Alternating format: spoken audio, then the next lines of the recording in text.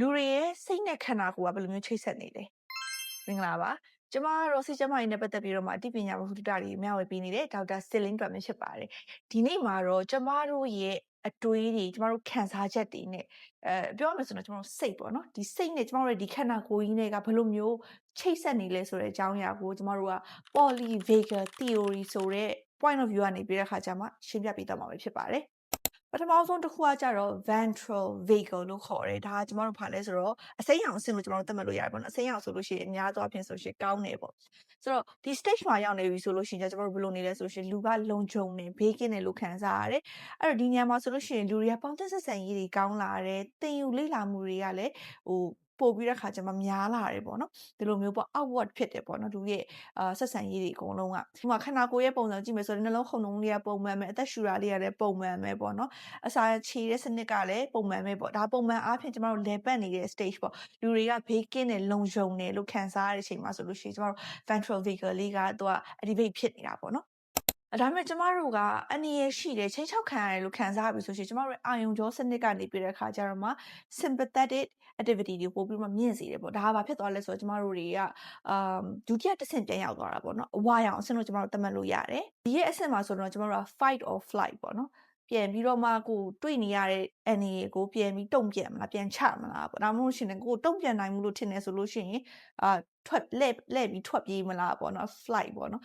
အဲ့ဒီ stage မှာတစ်ခုမှရှိနေပေါ့ကျမတို့တွေကအဲ့တော့ဒီ stage မှာဆိုရှင်ဘာဖြစ်လဲဆိုလူကအမြင်လူကလည်းဒီမှာတော့ active တော့ဖြစ်ရလိမ့်မယ်ဘာလို့ဆိုပြန်ချမလားထွက်ပြေးမလားဆိုတဲ့နေရာမှာလူက ready အသင့်အနေထားမှာဖြစ်ရမယ်ဆိုတဲ့အချိန်မှာခန္ဓာကိုယ်ကဘလို့တွေဖြစ်လာလဲဆိုတဲ့အခါကျနှလုံးခုန်နှုန်းတွေမြန်လာတာတွေရှိတယ်ကြွက်သားတွေစီကိုသွေးလေပတ်မှုပို့ပြီးတော့မှအားကောင်းလာတာမျိုးတွေရှိတယ်ပေါ့နော်ဒီ stage မှာရောက်နေပြီဆိုလို့ရှိရင်လူတွေကအသက်ရှူတဲ့ပုံစံတွေကစပြောင်းသွားတယ်ပေါ့နော်ဘယ်လိုလဲဆိုတော့မြင်အသက်ရှူတာမျိုးတွေရှိတယ်စိတ်ခံစားချက်ပိုင်းဆိုင်ရာမှာကြည့်မယ်ဆိုရှင်တော့စိတ်တွေပူပန်နေဒေါသထွက်တယ်ဒါတွေဖြစ်လာမယ်ပေါ့နော်အဲ့တော့ဒီ stage က activate ဖြစ်တာတခြားမဟုတ်ဘူးကျမတို့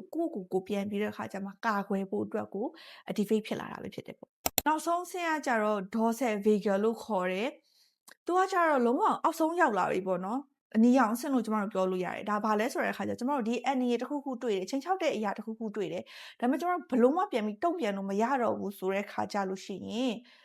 fight လည်းမလုပ်ဘူး flight လည်းမလုပ်နိုင်တော့တဲ့အချိန်မှာခန္ဓာကိုယ်ကအလိုလိုနေနေကို shut down ဖြစ်သွားတဲ့အချိန်ကြီးပေါ့နော်လုံးဝအကုန်လုံးရက်တက်လိုက်ပြီးလက်လျှော့လိုက်ပြီးဆိုတဲ့အနေအထားတစ်ခုမှဖြစ်တယ်ပေါ့ဒီချိန်မှာလူတွေကဘယ်လိုခံစားရလဲဆိုတော့ထုံထိုင်းသွားတယ်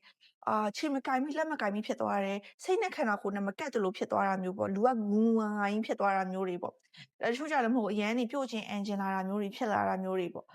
ဘာမှစဉ်းစားလို့မရတော့ဘူးလူကလုံးဝနန့်ဖြစ်သွားပြီးတဲ့အခါကျတော့မှကြောက်ရွံ့တရုပ်လိုမျိုးဖြစ်သွားတဲ့အခြေအနေမျိုးပေါ့လှုပ်ချင်တာလှုပ်လိုက်တော့ငါဖြစ်ချင်လို့ဖြစ်ပလိစီရောဆိုပြီးတော့မှပြန်ပြီးတော့မှ fight လည်းမလုပ်နိုင်တော့တဲ့အခြေအနေတစ်ခုရောက်သွားတာပေါ့နော်ဒီလိုအခြေအနေမျိုးဆိုလို့ရှိရင်တော့အဲ့တော့ဒီလိုမျိုးကျမတို့ dorsal vagal stage တွေကဘယ်ချိန်မှာဖြစ်တယ်လဲဆိုတဲ့အခါကျရင်စိတ်ဒဏ်ရာရစေနိုင်တဲ့အခြေအနေမျိုးတွေနောက်တစ်ခါအရန်ကိုဆိုးဝါးလာတဲ့အဖြစ်အပျက်ကြီးကြုံရတယ်ဆိုလို့ရှိရင်လူတွေမှာဒီလို dorsal vagal stage တွေကိုရောက်သွားတာမျိုးလေးဖြစ်တတ်တယ်ဒီအနီရောင်ဆုံးပေါ့နော်ဒါဆိုလို့ရှိရင်ဒါအရန်အနေနဲ့များရတယ်ပေါ့ကျမတို့ဒီအဝါရောင်အဆင့် sympathetic activity များနေရင်တော့မှအနည်းဆုံးတော့ကိုယ့်အတွက်ကိုပြန်ပြီးခုခံမယ်ကာကွယ်မယ်ဆိုတော့စိတ်ကလေးတစ်ခုရှိသေးတယ်ပေါ့နော်အဲ့ stage မှာလုံနိုင်သေးတယ်ဒီ dorsal vagal အနီရောင်အဆင့်ကကြဘာမှကိုမလုံနိုင်တော့တဲ့ပုံစံလိုမျိုးဖြစ်သွားတာပေါ့ဘာနဲ့တူလဲဆိုဥပမာပေးရမယ်ဆိုလို့ရှိရင်ယုံကလေးတွေပေါ့နော်သူတို့အရန်ကြောက်သွားပြီဆိုလို့ရှိရင်ဥမာသူတို့အမဲလိုက်တယ်ပေါ့အမဲလိုက်ခွေးနဲ့တွေ့တာပဲဖြစ်ဖြစ်သူတို့အရန်ကြောက်သွားပြီဆိုရင်အဲ့နေရာမှာねသူတို့ကကိုက်လေကိုက်ခံလိုက်တော့တာပဲငင်လေးပဲနေတော့သူတို့ဘာလို့ဆိုပြီးမှငင်လေးနေသွား freeze ဖြစ်သွားတဲ့ stage လို့ခေါ်တယ်ပေါ့နော်အဲ့တော့လူတွေမှာလည်းဒီလိုမျိုး stage တွေကအရန်ကိုပြင်းထန်တဲ့အဖြစ်အပျက်တွေနဲ့ကြုံရပြီဆိုလို့ရှိရင်เนาะဒီ stage တွေကိုရောက်သွားတတ်တာမျိုးတွေဖြစ်တတ်တယ်ပေါ့အခုဆိုရင်ကျမတို့ဒီရဲ့ stage 3ကိုပြောပြပေးသွားပြီ ventral vagal လို့ခေါ်တဲ့လူက safe ဖြစ်နေတယ်လုံခြုံနေတယ်ဘေးကင်းနေတယ်ဒီချိန်မှာ social လည်းတေချာလုပ်နေနိုင်တယ်အဲ့လိုမျိုးအခြေအနေမျိုးမှာလားပေါ့နောက်တစ်ခုကကြာပါလဲဆိုလို့ရှိရင်ကျမတို့ခုနပြောသလိုမျိုးနောက်တစ်ခုက sympathetic activity များနေတဲ့အချိန်အဝါရောင်အဆင့်မှာဆိုလို့ရှိရင်တော့ဒါကလူကအမြဲ survival mode ထဲမှာရှိနေတာပေါ့နော် fight or flight ပြန်ပြီးတော့မှလုံမာလားပေါ့ဒီလိုအချိန်မျိုးလားနောက်ဆုံးတစ်ခုကတော့အနီရောင်အဆင့်အကုန်လုံးကိုလက်လျှော့လိုက်ပြီးတဲ့အခါကျဘာမှတုတ်ပြမှုကိုမလုပ်နေတဲ့အခြေအနေမျိုးပေါ့အဲ့တော့အခုကြည့်နေတဲ့သူတွေစီမှာရောကိုပြန်ပြီးတော့မှကျွန်တော်ခဏလောက်ဆန်းစစ်ကြည့်ရအောင်ပေါ့နော်ဒီဗီဒီယိုတွေခဏ pause လုပ်ထားရင်လုပ်ထားပေါ့ကိုရီဆိုလို့ရှိရင်ရောဘယ် stage မှာရောက်နေလဲအခုတလုံးမှာဆိုလို့ရှိရင် survival mode မှာပဲနေရတာလား ventral sympathetic လို့ခေါ်မှာပေါ့နော်ဒါမှမဟုတ်ဘူးဆိုရှင်မဟုတ်ဘူးငါကောင်းကောင်းမွန်မွန်တော့ social လုပ်နေနိုင်တာလားပေါ့ ဒါမှမဟုတ်ရှင်လုံးဝကို shut down လုပ်လိုက်ပြီးတော့ဘယ်သူနဲ့မှလည်းစကားမပြောတော့ဘူးဘယ်သူနဲ့မှလည်းဆက်ဆံမလုပ်ဘဲနဲ့ကိုယ့်တယောက်ထဲနေနေတာမျိုးတွေရှိနေလားပေါ့အဲ့တော့တစ်ချက်လောက်ပြန်ပြီးမှ reflect လုပ်ကြည့်တာပေါ့နော်ကျမတို့တွေကိုယ့်ရဲ့အခြေအနေကကောဒီရဲ့အယောင်လေးနဲ့ပြန်သတ်မှတ်ကြည့်မယ်အစိမ်းရောင်အဝါရောင်အနီရောင်ပါဆိုရင်